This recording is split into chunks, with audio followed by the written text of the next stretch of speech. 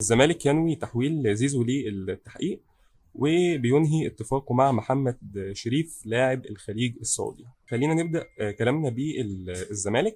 آخر تطورات ملف غياب أحمد سيد زيزو لاعب الزمالك عن الفريق بعد ما غاب لليوم الرابع عن المران وعدم الحضور للتدريبات رغم إبلاغه يوميا بموعد التدريبات. وكانت أكدت المصادر ان قطاع الكره في الزمالك احال ملف زيزو وغيابه وانقطاعه عن التدريبات لمجلس اداره النادي للنظر فيه في الفتره المقبله.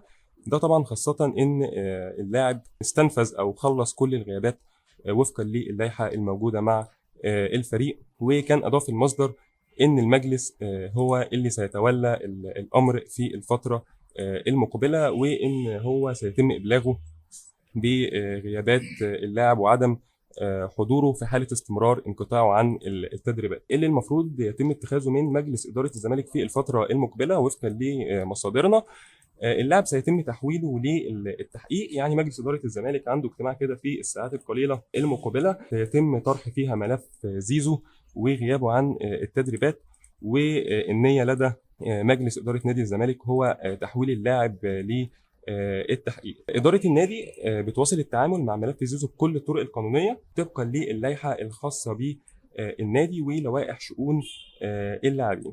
تحويل زيزو إلى التحقيق يعني هو عبارة عن بداية لشكوى ضد اللاعب في اتحاد الكورة. يعني نادي الزمالك ناوي في الأول إن هو يتخذ قرار بتحويل اللاعب إلى التحقيق، وفي حالة عدم حضور اللاعب التحقيق، وده طبعا يعني امر محتمل جدا بسبب غيابه في الفتره الاخيره فالمجلس سيتقدم بشكوى لاتحاد الكوره ضد اللاعب.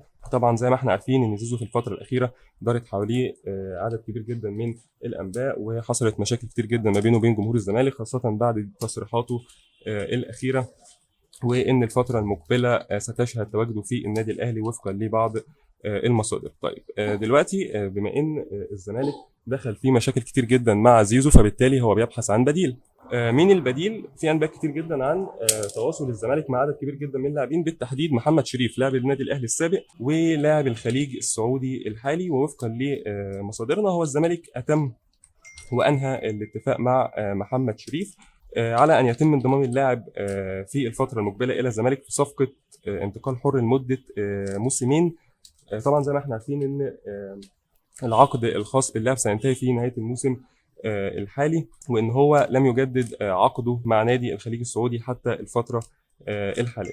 راتب محمد شريف الكبير طبعا بفضل الحصول على خدماته سيكون متواجد مع الزمالك في صفقه انتقال حر، اضافه الى كونه تعويضا لرحيل احمد مصطفى زيزو لاعب الفريق الى صفوف النادي الاهلي.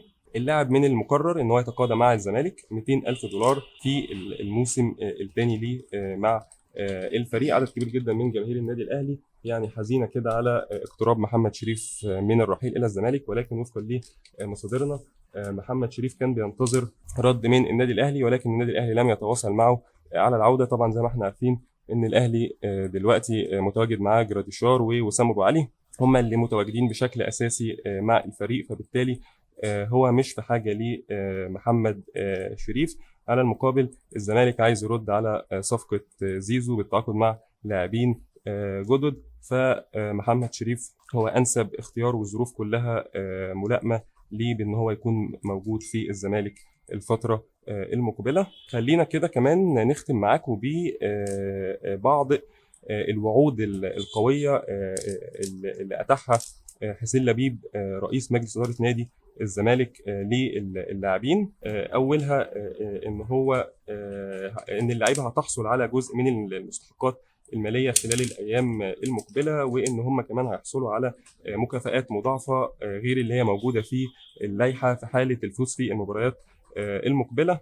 وكمان وعود لبيب بان فريق الكوره في الزمالك هيكون ليه نظام خاص وتجهيزات خاصه بدايه من الموسم المقبل. يعني دي كانت كل الاخبار وكل التفاصيل اللي بتتعلق بنادي الزمالك، سواء من التحقيق مع احمد سيد زيزو او اقتراب محمد شريف من نادي الزمالك او وعود حسين لبيب رئيس مجلس الاداره. طبعا شكرا لكم على حسن المتابعه والى اللقاء.